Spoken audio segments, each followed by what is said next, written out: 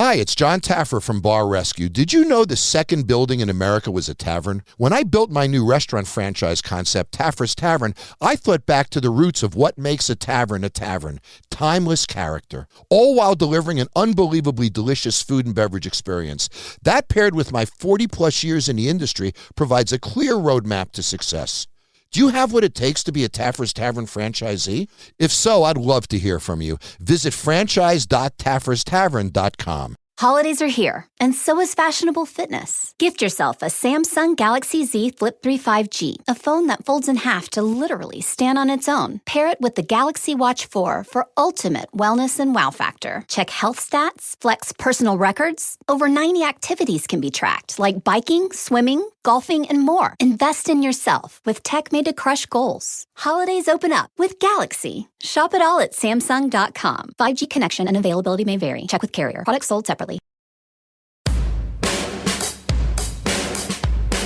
Hey everyone, this is the Almost World Podcast. Bringing to you mind-blowing interviews with guests from all over the world. So settle down, relax, and enjoy the show.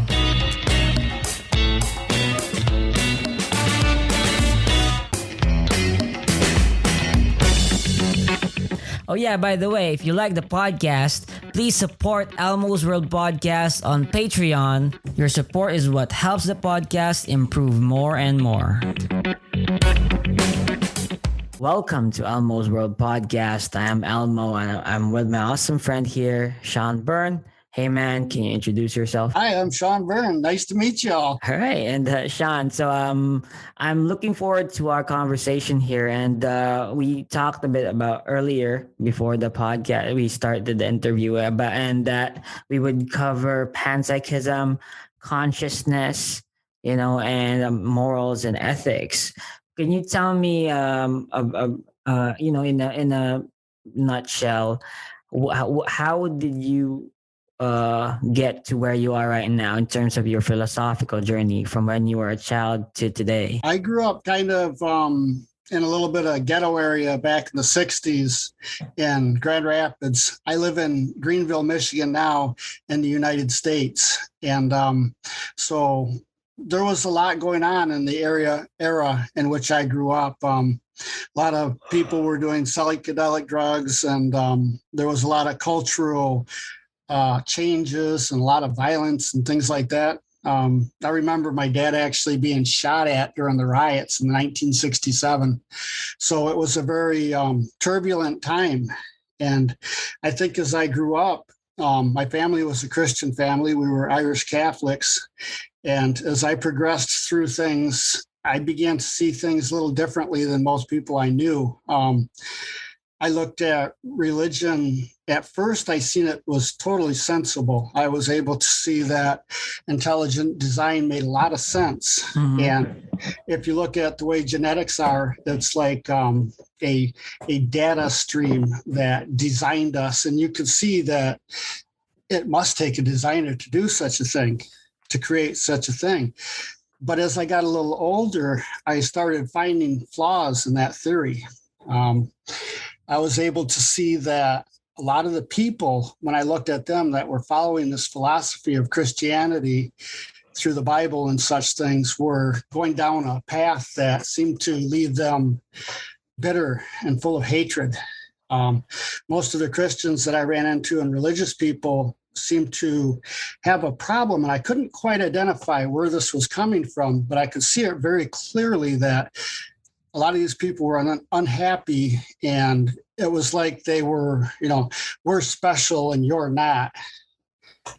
Maybe it was because I was not a rich person, and a lot of these people that were religious around me were also very, upper class compared to what I was. I was very poor growing up. So it was kind of interesting. As I continued on through life into my 20s, I started to really see what was wrong with religion, what caused these people to become really deeply ingrained, like us versus them mentality, like what we've seen with the Republicans with Donald Trump recently. There's a lot of us versus them and them too. So what really kind of set it back for me was, if I think about it, if any one thing, it wasn't just that, it was why people believe things that started to come to be really clearly what was wrong. I seen that the reason people were religious was because either they were just brought up that way and they weren't able to see the depth of their beliefs beyond just like the fact that they had been brought there by the current of who they were, the current of the context of their lives. They were just brought into this, and it had to, if they had been born anywhere else, they would have become a different person with a different religion. It wasn't like they seen something that was real. It was they believed it because of what brought them to it, like the stream of their environment brought them to it. But when it comes down to looking at, like if you want to talk about God, what is God? Could you answer that? Well, I guess I would settle for the definition, the classical definition of the uncaused cause. A personal God with full agency and actual being. Of course, with the omnis and everything. Right. Yeah? So omnipresent, omniscious, and good. It'd have to be a good God, wouldn't it? Yeah. If you believed in a God, it would have to want the best for you and the best for basically humanity and things like that. But if you're believing in this simply because you were brought to it by the circumstances of your life, rather than by actually coming across such an entity, we tend to believe in these things because the books we read, the other people that we talk to that, they tell us, well, you have to go to church today. You have to listen to this. No, this is right, without actually allowing you to think about it for yourself. I don't think many of us have ever walked up and had like a burning bush in front of us say, hey, I'm God. Hi, how are you? That's just not a part of our experience. So we're believing for other reasons than our experiences themselves. We're believing things because we're told by an authority or because we want to belong to a group, like a church or something like that. Mm-hmm. And really, are those good reasons to believe in something, because of what you want, your desire to belong or to be obedient?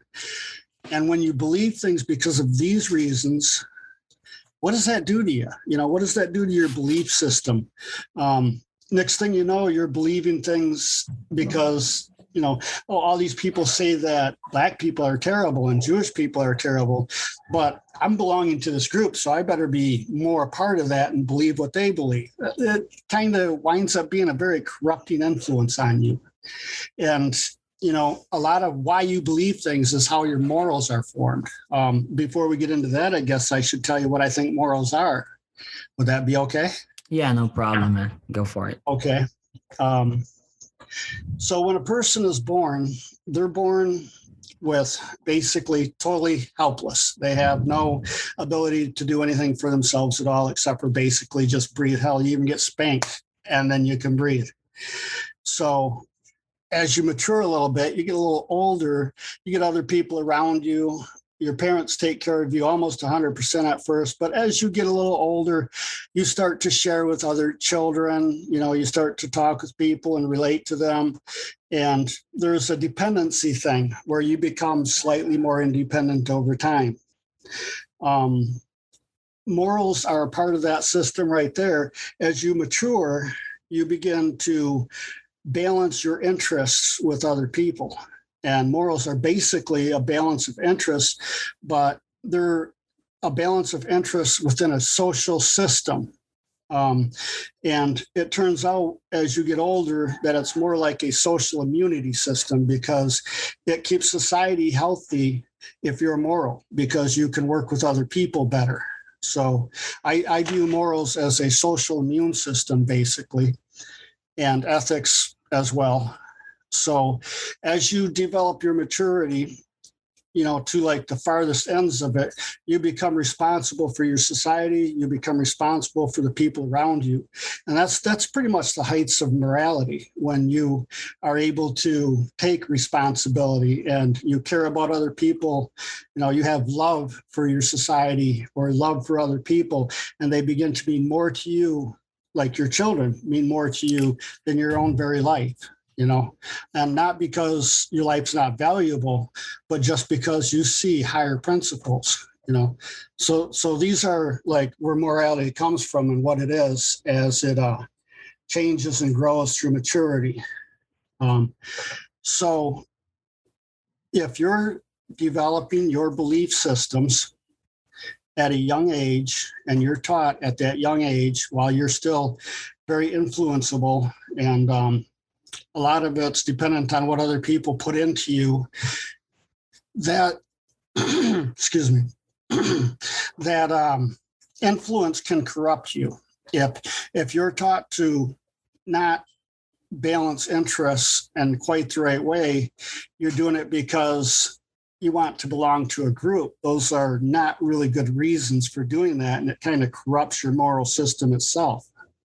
Do you understand what I'm saying? Well, when you say higher principles, I really don't understand what you mean by higher principles. Do you mean like a transcendent morality? A transcendent? No, not at all. I'm talking about basically socialization. A father's love for their family. I guess you could call that a transcendent morality, but it's not really transcending much other than just, lower maturity systems, if you know what I mean. So, you could cause that system to have problems if you're just being moral, so that you can, like if you're believing things like white people are all special, or, us Jewish people are all special, so that you belong to a group and you just protect that group. That's kind of a corrupted moral system, in my opinion. And it can be, I've dealt with Calvinists that say that, we've earned our place, and God treats us right, and we're rich because we deserve to be, because, I'm in Grand Rapids, Michigan, where we have this huge Dutch community, Christian Reformed Church, and we get a lot of that from the Calvinists here, hey, if you ain't Dutch, you ain't much, that kind of thing. They have a very tightly knit group that's based upon belonging together, working together as a group. Now, those are good things, but they're not such good things when they're the reason you form your beliefs. It's not a good reason to believe that God exists and that you're special, so you have a right to go kill other people and other lands because you're God's chosen. You know what I mean? Mm-hmm. Okay. Do you see how that could mess up your morality? I see your point here, right?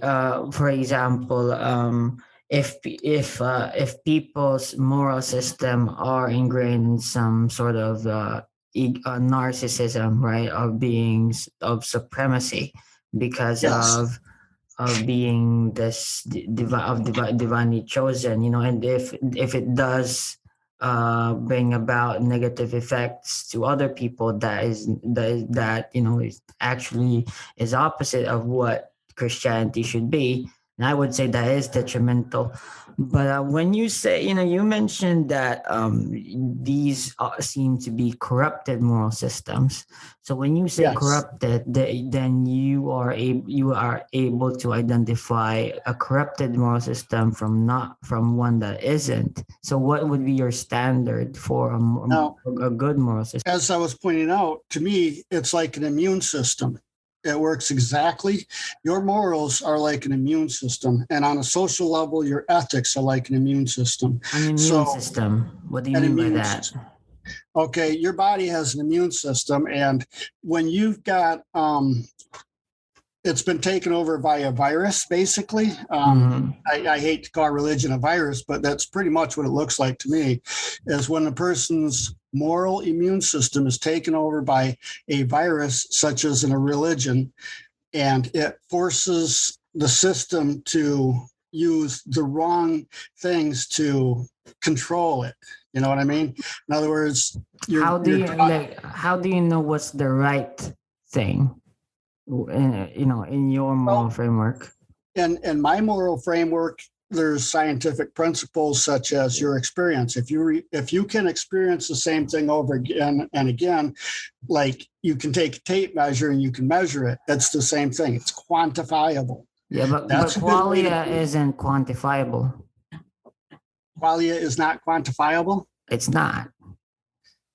I don't know about that. Can you put it in a laboratory and and test its make testable predictions? You can compare people, and one person saying, "Oh, yeah, that's how green, do you know? And that's blue." You can do the same thing with a person's ethics. You can see if religion influences a person's ethics. In 2005, the United Nations did a report on which nations were Christian and which are religious and which ones were secular. And they found that all the top nations that were like tops in health, child survival rates, all the levels of decency, basically. Well, there are other variables to that, right? Like, for example, his history, natural resources, wars, who won the outcomes of wars, and colonialism, and a lot of other stuff. Sure, there's a lot of things involved there. So how can you truly, root out correlation which one is not causation? I agree with you there too. Yeah. So does that invalidate your argument about no, not at all. That? Not at all. There's, in America, we have a place called the Bible Belt. And if you check out the figures on like teen pregnancy, AIDS, drug use, and all that, you'll find it's a lot higher in the Bible Belt than anywhere else in the U.S. And again, sure, maybe that's just correlation versus causation. But then again, maybe the fact that these people are being taught to believe things because of the need to belong or the desire to be obedient to some authority rather than because of what actually is. Sean, I would like to, slow down a bit, because, and I can see where you're going here, right? But I want to understand your worldview other than it being in contrast to, of course, the worldview that you're opposing, which is, of course, the religious ones. Get away from religion for a minute, all right? All right, yeah. Let's talk about more what I call consciousness or panpsychism. Okay, let's look into that a little further. So my first question would be, right, like, you don't believe in a God, right? What is a God? Again, that's a good question there. In order to believe in a God, I would have to define a classical definition of God. You don't believe in a personal God. Your definition of God might be a little different than mine. Let me describe what consciousness is to you from my eyes, okay? Because that'll tell you what I think about God if I can go down that path a little bit. All right. So consciousness is any system that selects from its environment to create a pattern of continuity for itself. What that means is that, every choice you make makes you who you are, basically, because when you wake up in the morning, you're still the same person because of what you've grown into your body and all these choices you're made. What you decide to do every day. Tomorrow, that continuity is going to give you, you're going to have breakfast the same way. You're going to like your coffee the same way. All these things make you what you are. The fact that any system that has that need to have a pattern of continuity is conscious is kind of important. Trying to think where I was at. So where you're taking this is the universe itself is made of the same material as consciousness. That's exactly where I'm heading. Okay. So let's say that the universe itself is a system that creates a pattern of continuity. Now, you could say that what the judge of that system is the spirit of it. So my judge, what I do, what creates my thoughts, the voice in my mind is my spirit. If the universe has a spirit like that, you could call that a God, in my opinion. And that would be just fine. To say that the universe has a consciousness that has a judge within it that decides what it's going to select, what it wants. When you say the universe has consciousness, I would say that's very, very different from the universe is consciousness, right? So when you say how universe has, are you referring to something like a dualistic, where there's a, okay. So what's where are you referring to? I tend to view myself as a neutral monist. A monist, I see. Yes, when neutral you say monist. neutral, what does that mean? What that means is that there's one universe, and what we see is what there basically is. You don't have like different universes or a supernatural, affecting this world, that kind of thing. This is just neutral. We're one thing, and it has no other energies to it besides the one thing that we are. So if you want to call God that, I could understand that. And, I wouldn't have a problem with it. You'd have to show me that the universe itself is conscious, though.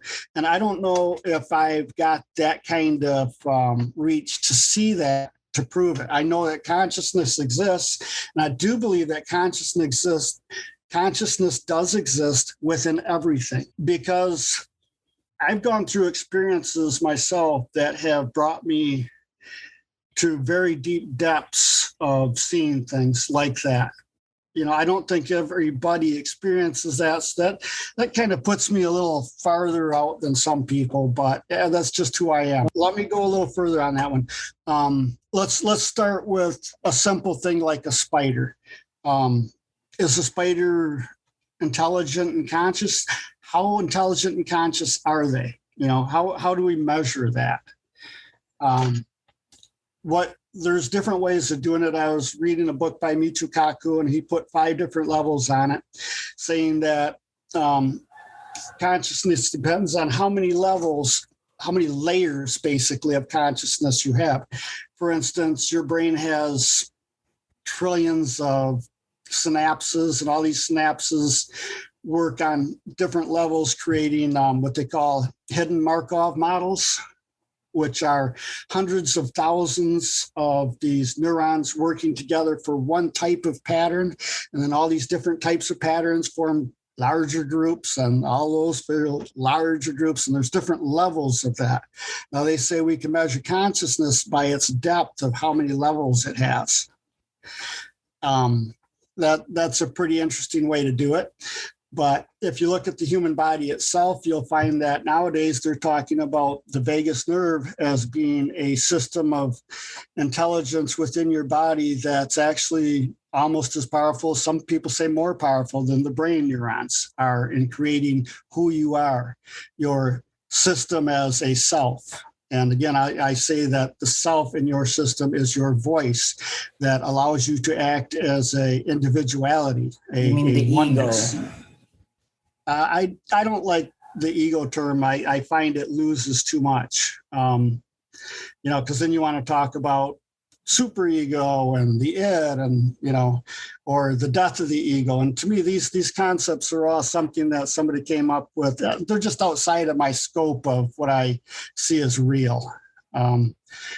I prefer, it's funny because I really don't like religion, but I do like the term spirit. And I also like the term soul, because if you're a pattern of continuity, a pattern is something that is substrate independent, and it's copyable and transferable. So if you are a pattern, that pattern is copyable and transferable. All you need is a way to transfer it. Yeah. When you say, I or you, and like referring to these souls, right? I would say I would have to ask, like, and these definitions would require an essence, right? What is essentially me or essentially you? I don't think so. I think the spirit is more of an essence than a pattern So would be. what is the spirit, though? The spirit is the judge of the system. It's. I think it comes from the pattern. It's emergent. It's emergent from the pattern, but it's allowing the pattern to judge. So it's the metaphysical actions of the system. It's Not metaphysical, I wouldn't say. Emergent doesn't necessarily mean metaphysical. It's very easy to see it in all kinds of scientific principles, such as water, hydrogen and oxygen together. It's wet. That's an emergent phenomenon. So wetness, though, is a property. Right, it's metaphysical as well. It's a property. You would consider properties to be metaphysical?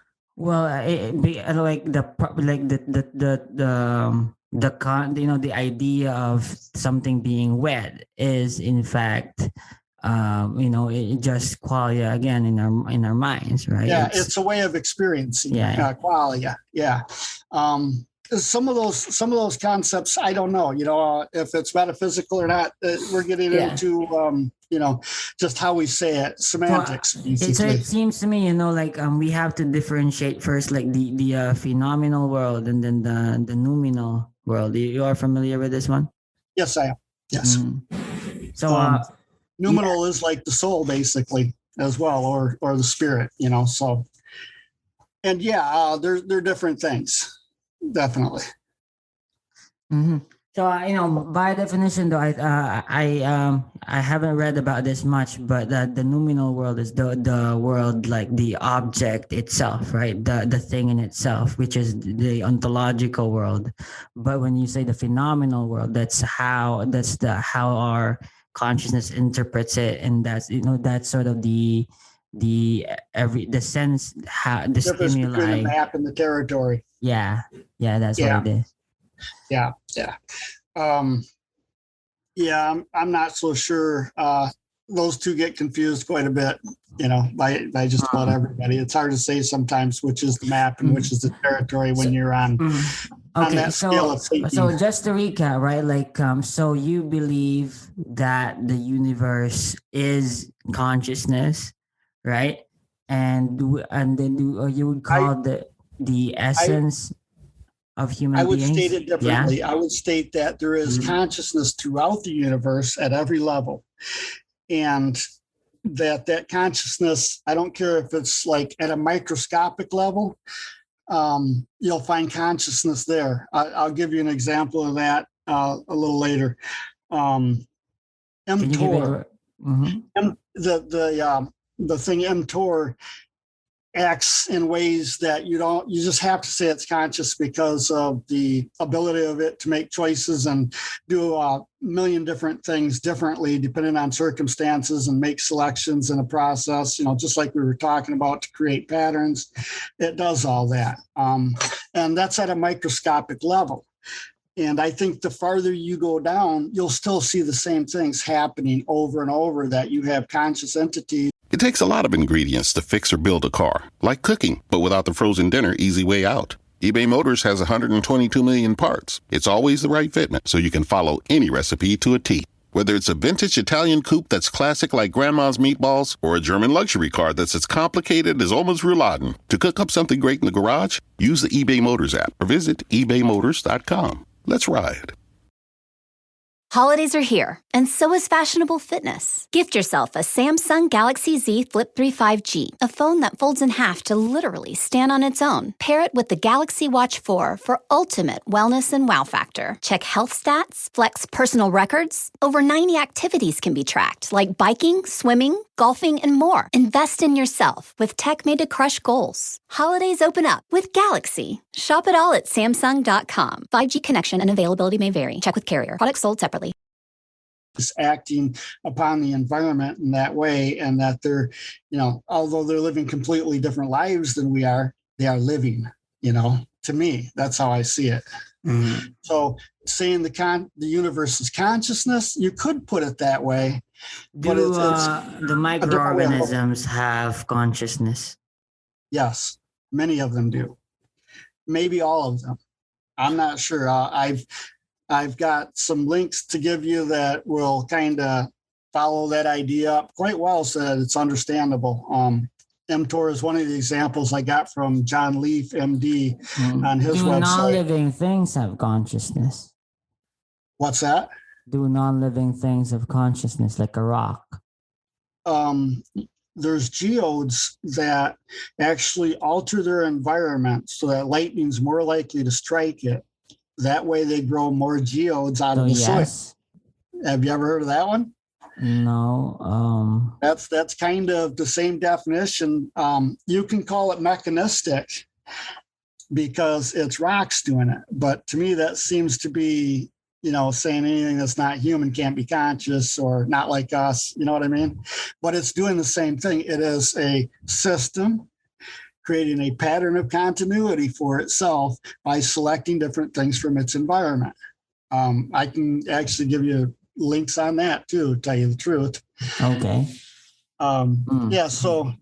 There's a lot of examples of microorganisms affecting the environment in order to get something out of it in the way it wants to get something out of it so that it creates a pattern of continuity for itself. So you're saying that microorganisms have wants? Yes. If it's selecting, if it's making a selection process, then that means it has a want, a need. So selection seems to have by definition, selection would require some sort of intentionality. Do you think that microorganisms have intentionality? Yes, that is exactly what I'm saying. But of course, it's different, like from a human kind of intentionality. Right, they're not humans. So yes, but you have intentionality and basically warfare going on in your body at all times, and that's all microorganisms. You get into your gut bacteria and what it's doing, and it's actually sending signals up to your brain to make you make decisions in certain ways so that you'll do certain things so that it gets what it wants. Taste. What you feel like eating today. That's microorganisms operating to get what they want through you. And they do it. We've got funguses that communicate with trees, that help trees communicate. They're all through the ground, everywhere, just trillions and trillions of these funguses that are communicating with trees. And they're all doing it out of personal interests. And the trees are communicating with them. So you got this whole environment sitting there communicating. And the soil does it in different ways. I think about what the sun is like. Okay, yeah. My question though, let's say I'm a person with consciousness, right? My consciousness in my brain is in my brain, right? Yes. But what if I die? Will I lose that consciousness, or does it just diminish? The consciousness isn't just in your brain, though. It's a pattern of selections that you've made throughout your life. That pattern of continuity, that pattern remains, even though the consciousness in your brain is gone. Because when your brain dies, man, everything that was in it, it's out of there. It's gone. It's gone on to a different energy form, whatever it does. When you're dead, you're dead. But who you are isn't just your physical body. It isn't just your brain. It's also the patterns of energy, the selection patterns, things like that. Now, if you were to take, there's a lot of people that are geeky science types that now think that we will be able to upload personalities. And basically, this is the way it'll be done. You'll take everything that you've ever done, which is in your memory, and they will try to read that out of there and put it into a computer that's sophisticated enough to accept it. Now, is this being done by nature in some way that we don't know about right now? I think so, personally. But, because I've had experiences where, I've run into things that have asked me who I was and communicated with things that were a lot bigger than what I am spiritually wise. And they've convinced me that this is the case. But this is through repeatable experiences, not because people telling me. You know what I mean? I see. So I tend to take these ideas of mine that are from experiences I've had and say, yeah, these are real. And I think those are good reasons to say they're real if you've experienced the same thing over and over and over again, which I have. Mhm. So, if you are, as you said, the neutral monist, and of course, you believe in panpsychism, right? What Yes. are the I guess the logical entailments to your ethics here? And that's exactly where I wanted to go with it. So it becomes a weird thing because you're kind of on a cutting edge of what is right. Mhm.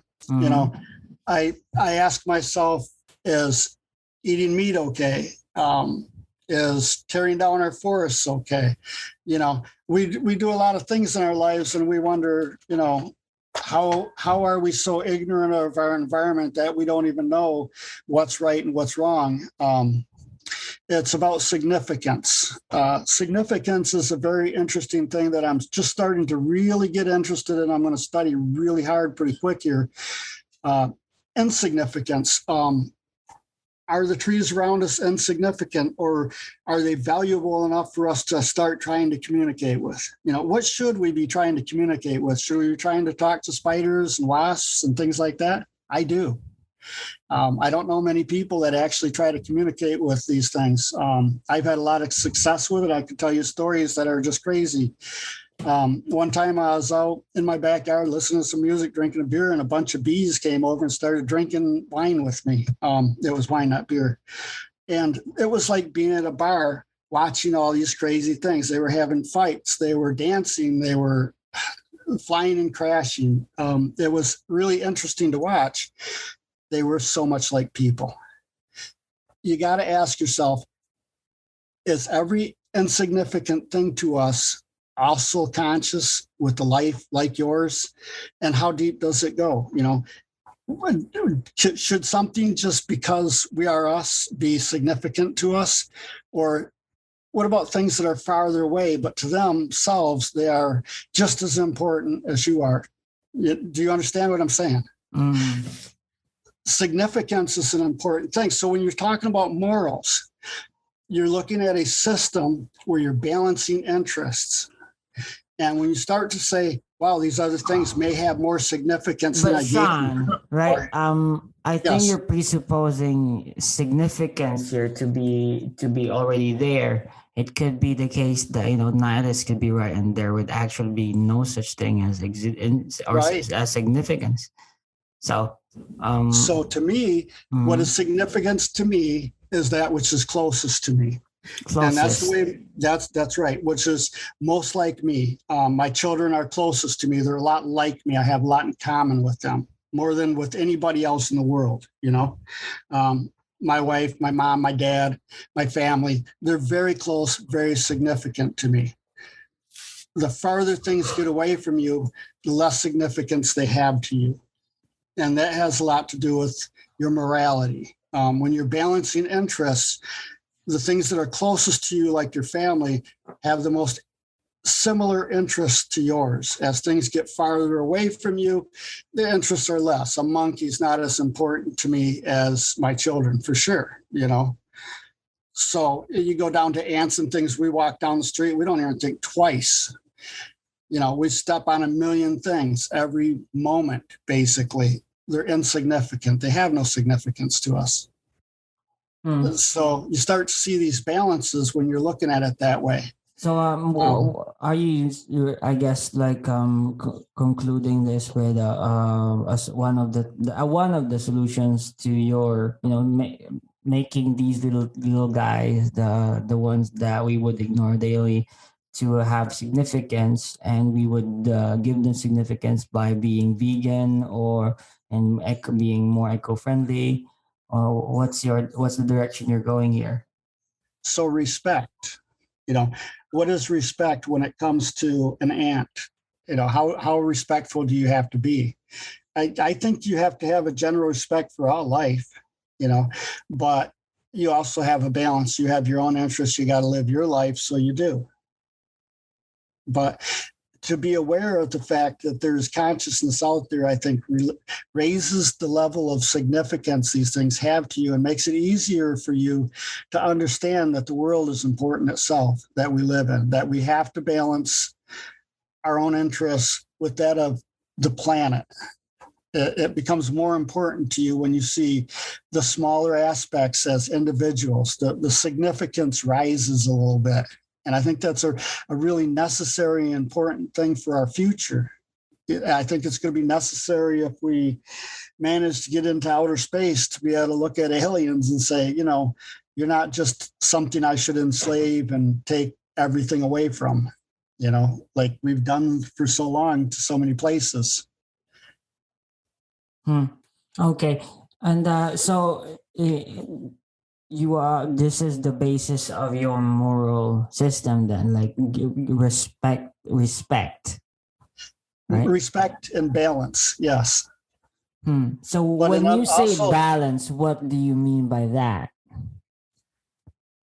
Balance is a very deep subject, actually. Yeah, because if you look at history, right, there is actually no such thing as this balance of nature when it comes from a naturalistic perspective.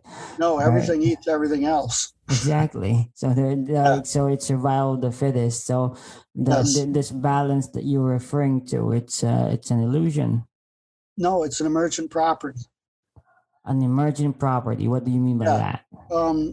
You have to look at nature as data, basically, to get to that point, to understand that, what is evolution? Evolution is when things start cooperating and sharing data. Evolution is, biological evolution is simply mutations, right? That's all that it is. No, it's mutation of and survival of the fittest, the successful things. Cool. And one of the ways things survive is to be cooperative.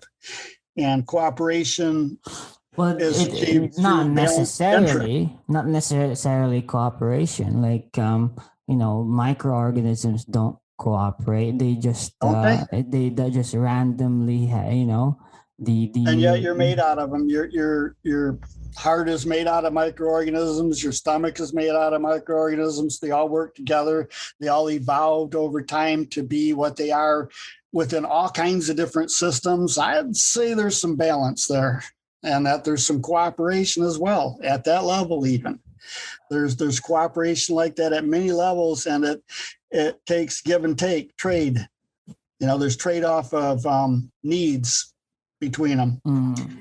That's why cats live with us and dogs live with us, because we how trade. About this, right? Like, what if I use your argument and say, like, okay, we humans, right?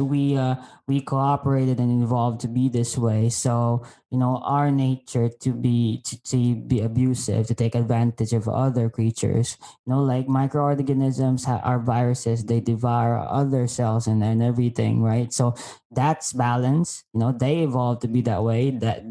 I see it. Yeah. I see it this way. There's two flows. You know what the Tao is? Yeah, it's black and white, right? Tao and the Tao. yeah. No, the Tao is the flow of energy, the flow of context in nature. Okay. Mm-hmm. I think there's two forms to the Tao, the black and the white, like you were saying, but I call it entropy and extropy. Entropy. Chaos and order. Chaos and order. You got it. Chaos and complexity. One everything falls down and becomes actually less chaotic. It becomes more ordered, but contextually uniform, which means it turns into basically nothingness, heat, death. And it's got the opposite, extropy, where it becomes more chaotic and beautiful. Basically, it evolves to a higher state of information where it has more meaning. It has emergent properties. So when it comes to human beings, acting by their, in the same way, according to their nature, which is that, we would survival of the fittest and everything, right? This is balance, as you would say. Both ways, though. We follow both paths.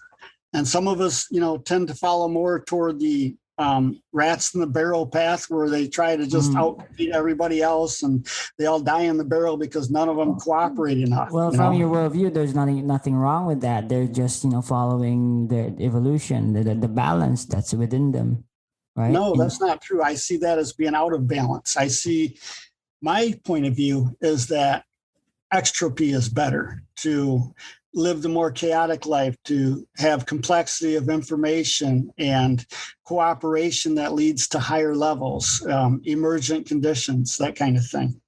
If you, just live a rats in a barrel life where you try to outcompete everybody else, you don't really care about them at all, and you'll kill them off just so you can stand above them. I don't care for that. I see that as being a very defeatist way to live. I prefer one question, right? Like, can microorganisms have two flows the same as humans, right? Or other animals? Can a lion have like the extropy and entropy thing that you were saying humans have as well? I think that there might be more to it than that. What do you mean? If each individual is seen as a modality, a pinpoint of individualism, then you will see that there's a kaleidoscopic vision set up in the eternal flow of chaos of context. So what does that mean? That means that it's going to be different from every viewpoint of every consciousness. So lions are going to definitely be different in the way they see things than what people are. And, monkeys are going to be seeing it from a monkey perspective. I see it from my perspective. You see it from yours. You know what I mean? So it's not going to be really comparable always that way. And yet we have a lot in common. There's a lot of commonality. It brings me back to that spider story I was trying to tell you earlier. To find out that a spider has the ability to make choices and communicate with you about things, I'll have to tell you that story some other time, but you find out that there's commonalities at levels that you can be really surprised by them seeing things the exact same way you do. They value their lives the same way you value yours. They have feelings, and they have love and hatred and all that, fear. Even at those little levels. So we have a lot of commonalities.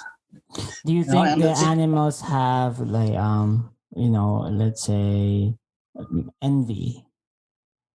Absolutely. Like microorganisms, do you think they have envy? I don't know. I haven't been able to communicate with them. Well, I can fairly say they don't. They don't. It requires a complexity in terms of with the like brain. I would guess that you're right, but I've been proven wrong before. So I wouldn't say it. So that's when we talk about probabilities rather than certainties. If we're going to talk about something like that, we'd say how likely is it? What is the likelihood, and can we actually measure that likelihood? So can we measure it? I don't know. I don't think we can yet, but I think we're heading toward where we will be able to very soon. There's been a lot of research done on it lately that was never in existence before. I mean, like in the last 20 years, people have learned so much about the nature of intelligence and consciousness at scale that was never there before.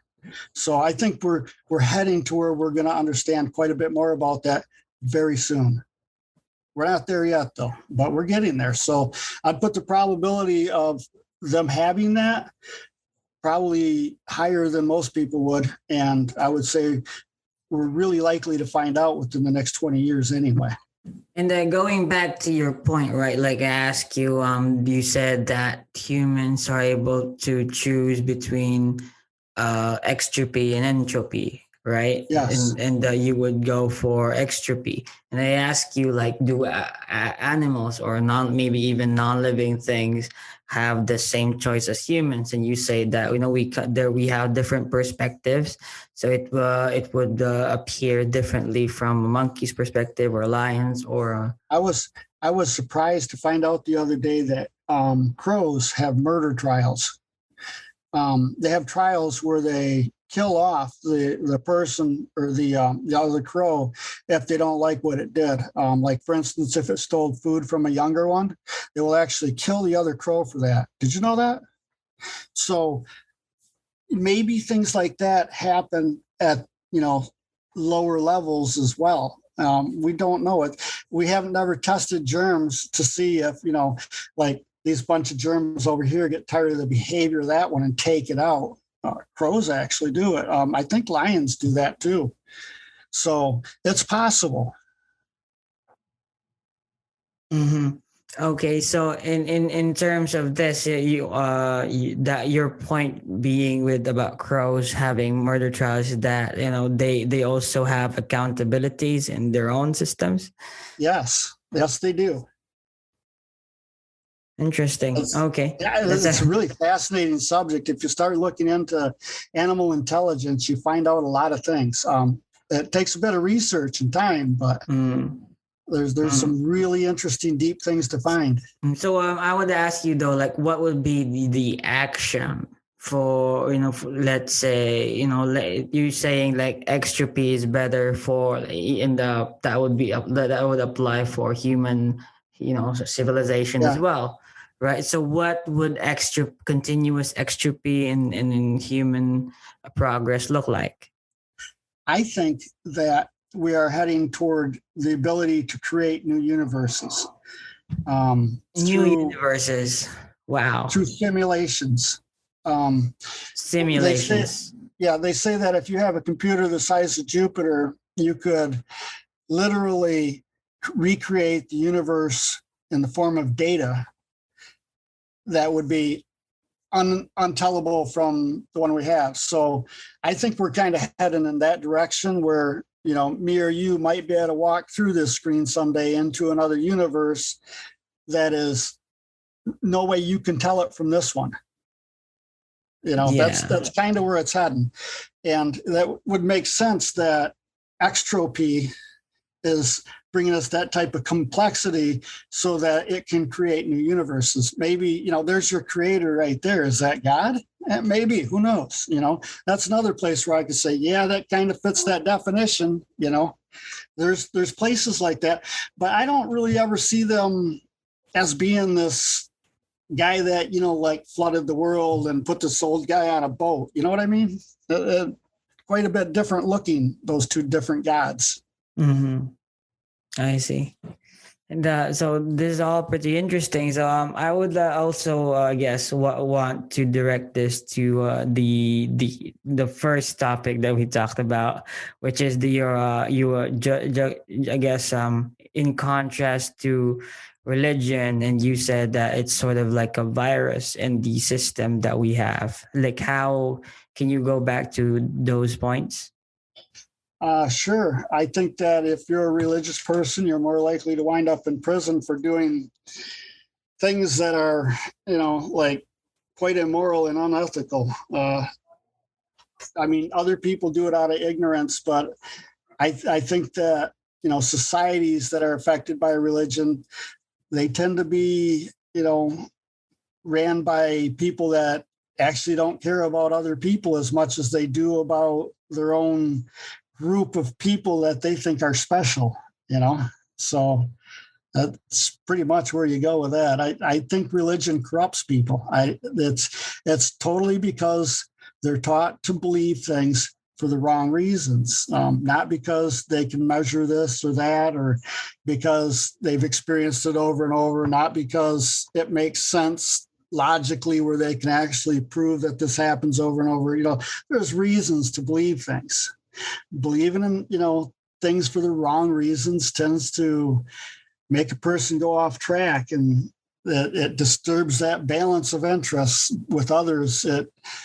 If it's a immune system, it corrupts that immune system and makes it sick. Mm-hmm. I see.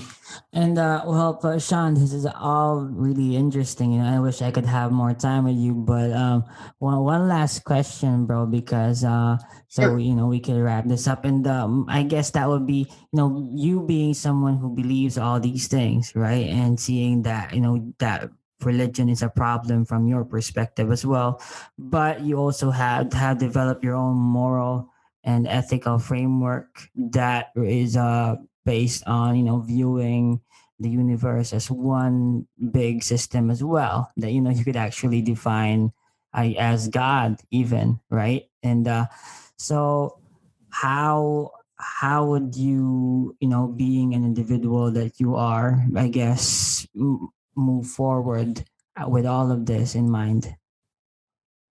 Um, I would say just, keep living the way I do and go further and further into my investigations into what is the nature of consciousness, what is the direction we're heading, how can we help people to have healthier, happier lives, just making the world a better place. How can we help the world to grow and be healthy? Because I think that's what it really comes down to is, we can live in a healthy society and we can fight for that, or we can just give up and be selfish and, try to make sure we belong because we're afraid, to think for ourselves and get out there and look at what's really there, Awesome. All right. And John, do you have anything to promote, like maybe links that you are? I do have a link that I like real well. There's a site for John, Jon Leaf, Lief, MD.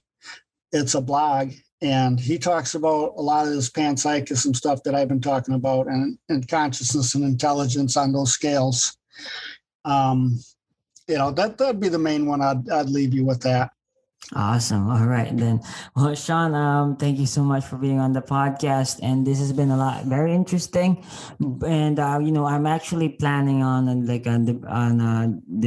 public debate event, but I hope that you can join in.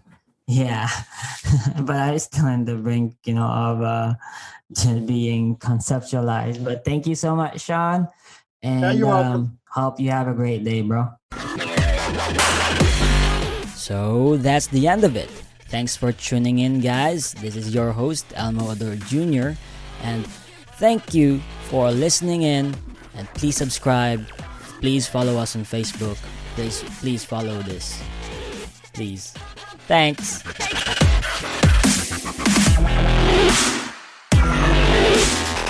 It used to be hard to find the exact auto parts you needed, and that meant spending a lot of time at swap meets. It's a different game now when you can order exactly what you need from eBay Motors. They have 122 million parts, so you can always find the right fitment. Spend less time searching and more time building with the eBay Motors app, or visit ebaymotors.com. Let's ride.